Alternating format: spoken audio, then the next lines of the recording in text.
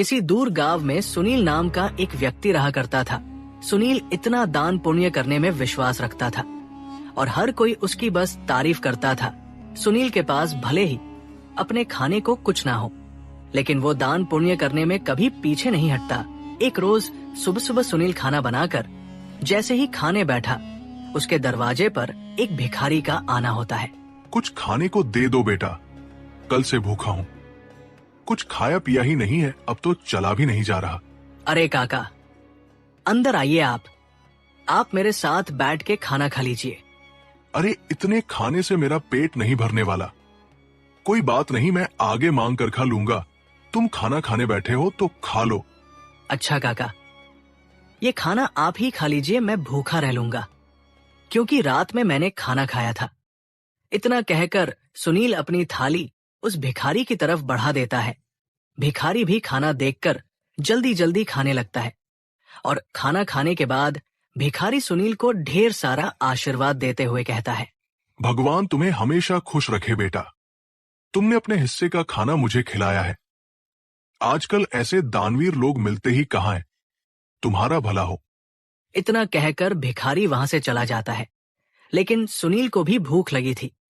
अब वो रसोई में जाकर रसोई में रखे डब्बे को देखने लगता है, जिसमें अन्न का एक दाना नहीं था। चलो कोई काम देखता हूं, कहीं से खाने पीने का बंदोबस्त तो हो जाएगा। बस उस बेचारे का पेट भर गया, मुझे बहुत सुकून मिल रहा है। अब सुनील घर से निकलता है, तभी उसे गांव का रमेश देखकर अपनी पत्नी से कहता है, अरे कब से ये अनाज की बोरियां मैं अकेले ही उठा रहा हूँ। अभी सुनील को बुलाता हूँ, तुम देखना वो कैसे मेरी मदद करेगा। उसे तो वैसे भी लोगों की मदद करने का भूत सवार है। खुद भले ही जेब में फूटी कौड़ी ना हो, लेकिन बड़ा दानवीर बनता है ये भी।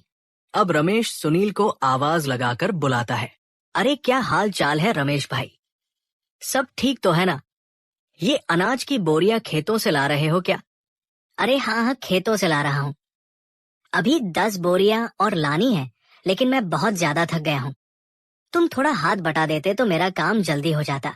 अरे क्यों नहीं, चलो चलो, मैं आपके साथ मिलकर खेतों से आपके घर तक बोरियां पहुंचा देता हूँ। बड़ा ही बेवकूफ है, और इससे बेवकूफ बनाना भी आसान है।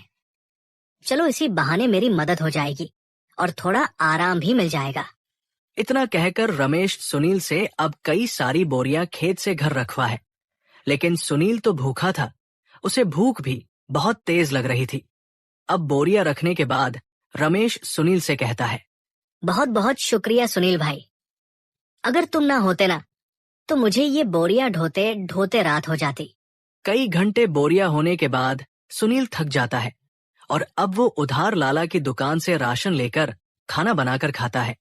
अगली सुबह उसके दरवाजे पर किसी के रोने की आवाज आ रही होती है। सुनील नींद में होता है और दरवाजा खोलता है तो देखता है उसका पड़ोसी मोहन अपनी पत्नी को पीट रहा है। अरे अरे मोहन, तुम अपनी पत्नी को इस तरह क्यों मार रहे हो? अरे क्यों ना मारूं, मेरी पत्नी मेरी मर्जी, तू कौन होता बीच में बोलने वाला? देख मोहन, ऐसे सुबह सुबह मारपीट करना सही बात नहीं है। पूरे गांव के लोग इकट्ठा होकर देख रहे हैं ये सब। ये अच्छा है क्या? अरे सुनील बेटा, तू भी किसे समझा रहा है? इसे समझाना मतलब अपना सिर दीवार पर मारने वाली बात है। जरूर सुबह सुबह चमेली से पैसे मांगने के लिए लड़ रहा होगा। पीने को पैसे नहीं होंगे ना इसके पास? अरे बुढ़िया चुप कर, ज्यादा बोलने की जरूरत नहीं है। राम राम राम, आजकल के बच्चों को तो अपने से बड़ों से बात करने की तमीज ही नहीं है। अरे मैं तो तेरी माँ की उम्र की हूँ और तू है कि मुझसे बदतमीजी से बात कर रहा है। लेकिन मैंने तो नहीं कहा आपको मेरे बीच में बोलने के लिए। इतना कहकर मोहन फिर से अपनी पत्नी चमेली को मारने लगता है, लेकिन से ये सब देखा नहीं जाता और वो मोहन का हाथ पकड़ लेता है और उसे एक जोरदार तमाचा लगाता है। ये देखकर सारे गांव वाले ताली बजाने लगते हैं। बिल्कुल ठीक किया, ये इसी के लायक है। अरे अपनी पत्नी पर हाथ उठाता है और खुद को मर्द समझता है। अरे सुनील भाई, आपने बिल्कुल सही किया। इसे तो मार मार कर गांव से निकाल देना चाहिए। इसे तो मैं छोड़ूंगा नहीं। मुझे पैसे चाहिए अगर मुझे शाम तक पैसा नहीं मिला ना तो इसे और भी मारूंगा। फिर देखता हूँ इसे कौन बचाने आता है। अबे ये ले पैसे, और अब जा यहाँ से, और अगली बार अगर तूने अपनी पत्नी पर हाथ उठाया ना तो तुझे थाने में डलवा कर अच्छे से कुटाई करवाऊंगा तेरी, समझा? बिल्कुल ठीक किया बेटा इसके साथ। गांव के ढेर सारे लोग ये तमाशा देख रहे होते हैं। उनमें से एक औरत सुनील से कहती है, आप सच में बहुत नेक दिल के हैं, हर किसी की मदद करते हैं, हर किसी का भला चाहते हैं। हम गांव वाले बस आपसे इतना चाहते हैं कि अगला हमारा मुखिया आप ही हो, ना कि वो गुंजन सिंह। अरे क्या बात कही है तूने, ये बात तो काफी समय से मैं दिल में दबाए बैठी थी।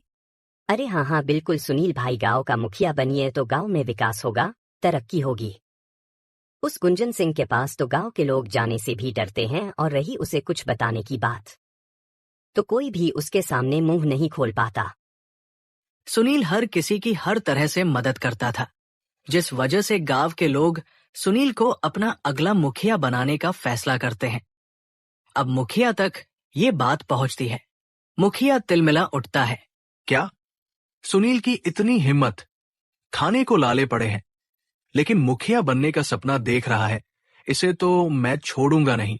अरे हाँ मालिक, और तो और गांव वाले कह रहे हैं कि चाहे कुछ भी हो जाए, मुखिया तो सुनील ही बनेगा। अब आपको ही कुछ करना होगा, वरना सुनील आपकी गद्दी लेकर ही मानेगा।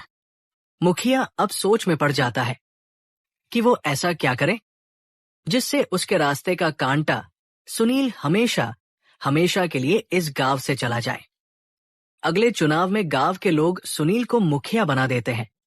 अब ऐसे ही कई दिन बीत जाते हैं, और जब राशन देने की बारी आती है तो मुखिया बड़े ही चालाकी के साथ राशन में मिलावट करवा देता है, जो सुनील को बिल्कुल पता नहीं चलता।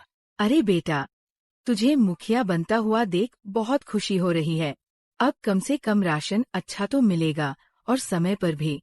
अरे हाँ हाँ, सब कुछ अच्छा ही होगा। आप लोगों ने इतना विश्वास करके मुझे इस गांव का कार्यभार संभालने का जिम्मा दिया है, और इसे मैं अच्छे से निभा सकूं, बस यही दुआ करिएगा।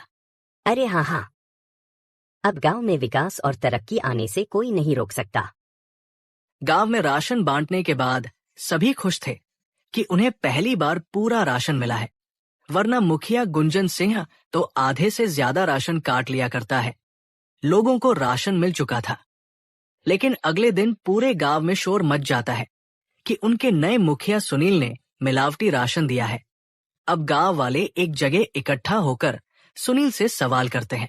हमने तुम पर विश्वास करके तुम्हें गांव का मुखिया बनाया, और तुमने हमारे साथ ही विश्वासघात किया।